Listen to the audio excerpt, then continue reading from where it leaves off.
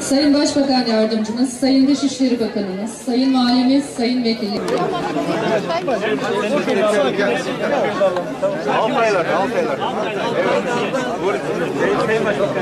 İki tane büyüğümüz var. Burada olur.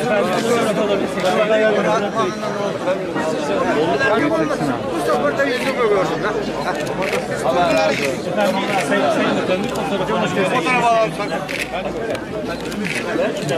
İç politika ile dış politikanın arasında böyle bir duvar olmadığını gösteren bir manzarayla karşı karşıyayız. Anadolu öyle bir ana kucağı ki dünyanın neresinde olursa olsun bir ana kucağı şefkati arayanlara kucağını açıyor, hoş geldin diyor, onların kendisini vatan edinmesine izin veriyor ve ebedi vatan ediyor.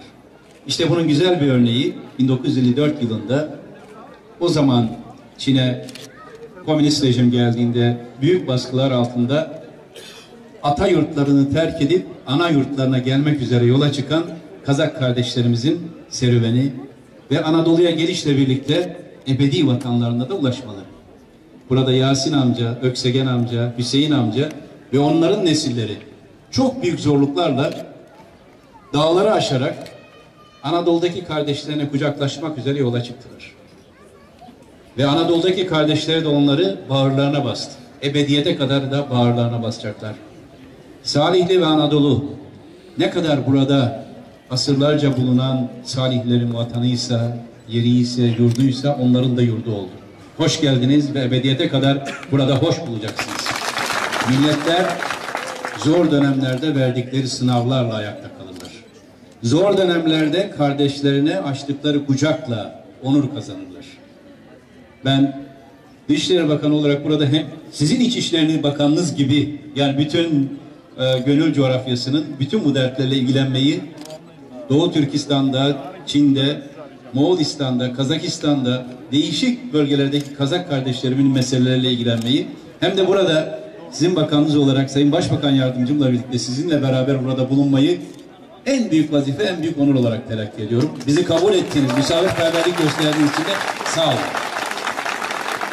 2 sene önce Urumçi'ye gittiğimizde orada bir amca aynen simasıyla Yasin amca, Hüseyin amca ya da Öksegen amcayı hatırlatan bir amca Urumçi Camii'ne girdiğimde öylesine bir kucakladı ki beni, sonra fotoğraflarla buraya da yansıdı. Emin olun ayıramadılar. Ben de ayrılamadım, o da benden ayrılamadı. Tek bir kelime etmedi. Sadece kucakladı. O kucaklayışla aslında bütün bir tarihi anlattı. Onlarca saat konuşma yapsaydı, onlarca beyit yazsaydı, o kucaklaşmada şöyle göğsümüzün göğsüne değdiği o andaki hali anlatamazdı. Arada diğer arkadaşlar geldi de ayrılabildik. Yanak yana öyle bir hasret, öyle bir candan kucaklama ki. İşte biz ata yurdumuzdan koptuktan sonra, ayrıldıktan, buraları yurt edindikten sonra 1000 yıl önce hep gönlümüzün bir yarısı oralarda kaldı. Sonra aralardaki duvarlar kalktığında her o topraklara gidişimizde kendi dağımızın, kendi ırmağımızın sesini, tınısını duyduk. Bugün de burada her şeyden önce o sıcaklığı tekrar hissettim. Emin olunuz ki dünyanın neresinde olursa olsun her mazluma sahip çıktığımız gibi dünyanın neresinde olursa olsun her kazada sahip çıkıyoruz. Nereye gidersek gidelim, Moğolistan'da talimatımız vardır. Tam da Kazakistan'la Moğolistan sınırındaki bölgelerde oradaki Kazak toplumuna ciddi TİKA üzerinden katkılar sağlıyoruz. Kazakistan'la zaten sizin şimdi adıyla da bağımsızlığını kazanan Kazakistan'la kardeşten öte yakınız. Yüksek düzeyli strateji işbirliği konseyleri kurduk. Kazakistan'la Türkiye bir ülke gibi davranıyor. Sizin ata yurdunuz olan Sincan bölgesinde de yine gittiğimizde her zaman sizin orada bıraktığınız akrabalarınızla kaynaşıyoruz, sohbet ediyoruz, dertlerine deva olmaya çalışıyoruz. Gönlünüz rahat etsin. Sizin ata dedeleriniz, babalarınız buraya göç ederken yabancı bir diyara gelmediler. Kendi yurtlarına geldiler, salihli yurt edindiler. Bundan sonraki nesiller de gönüllerinin bir kısmı Anadolu'da ama geride bıraktıklarını unutmadan da bir kısmı Orta Asya'da olacak. Aynen bizim gönlümüz gibi. Her birinde bir köşe. Bir kısmı Orta Asya'da, bir kısmı Orta Doğu'da, bir kısmı Balkanlar'da. Bize gösterdiğiniz bu misafirperverlik için teşekkür ediyorum.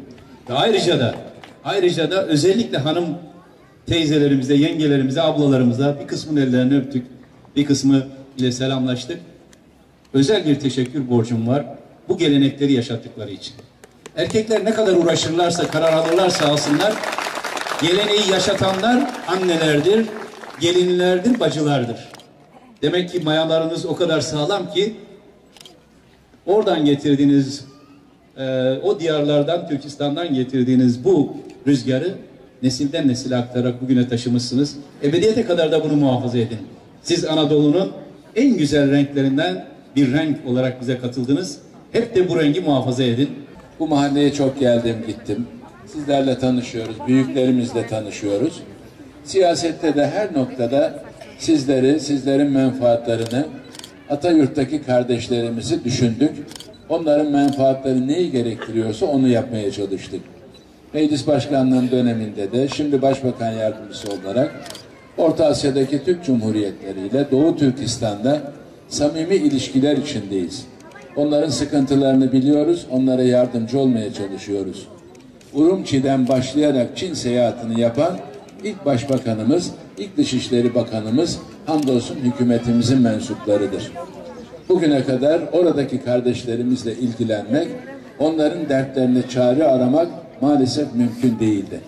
Ama güçlü hükümetimiz Doğu Türkistan'daki kardeşlerimizin menfaatlerini her zaman ön planda tutmuştur.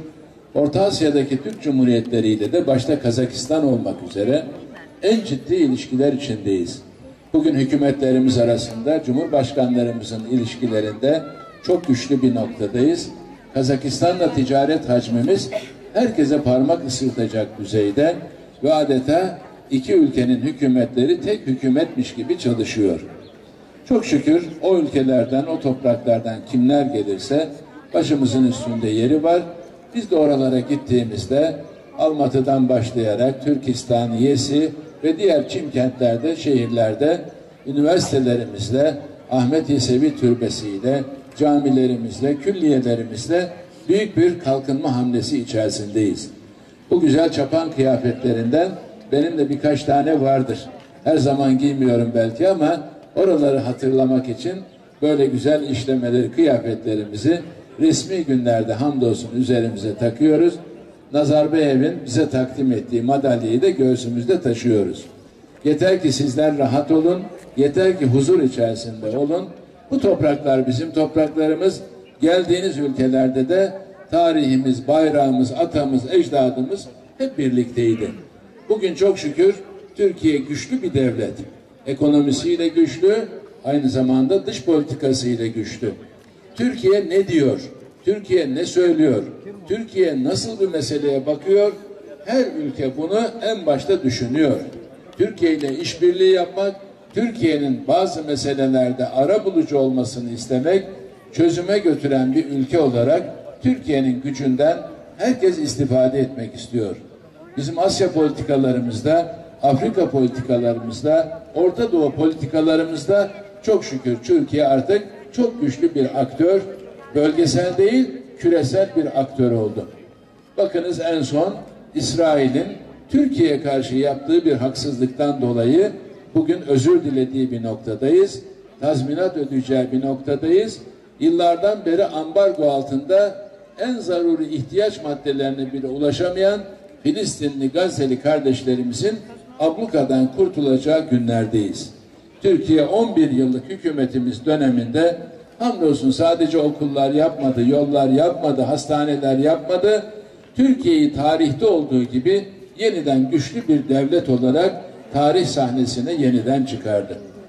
Bizim bu mahallede ve Türkiye'nin her yerinde uzaklardan koparak gelen, bazen sürgünlerle, bazen göçlerle, çok şükür bize akraba olan, komşu olan siz değerli kardeşlerimizle birlikteyiz. Teşkilatımız her zaman sizlerin emrinde, milletvekili arkadaşlarımız her zaman sizlerle birlikte. Sizlerin sadece dualarınızı talep ediyoruz. Hayır dualarınızı bekliyoruz. Ülkemiz güzellikler içinde olsun, huzur içinde olsun, barış içinde olsun, kan dökülmesin. Birbirimize düşmanca değil, dostça bakalım ve kucaklayalım diye gayret ediyoruz. Onda da muvaffak olacağız. Terör belasından da inşallah yakın zamanda kurtulacağız. Bu cennet vatanımızda hep beraber huzurla, saadetle yaşayacağız. Büyüklerimizin duasıyla, siz annelerimizin, ablalarımızın duasıyla, genç yavrularımızın bu samimiyeti, güzelliğiyle inşallah güzel günler bizi bekliyor. Rabbim en kısa zamanda kavuştursun. Koy yolu gözümden nur, yirikşe sizimden ben, sen mağam karab edin, julduzum, gözümden kul görgen, araylı kırpığımden. Hadi. Uyan mısın? Yanlış mı gidiyor?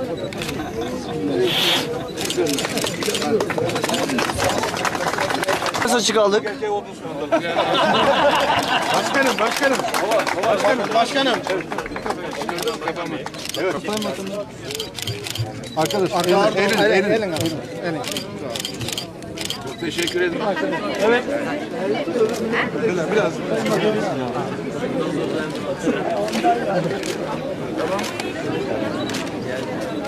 Evet.